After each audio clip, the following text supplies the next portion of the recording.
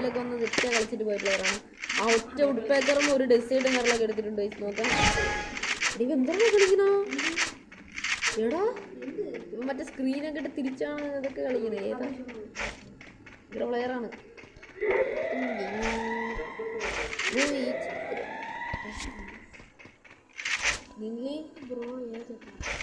എന്റെ ഇപ്പൊ 14 ആയടാ. ഇപ്പൊ ഇത് 15. ഇപ്പൊ എന്റെ ഏത് 14 ഒരുത്തം ബാക്കായി കേട്ടോ. എന്നെ എടുത്തു എന്റെ ഇപ്പൊ 15 ആവും.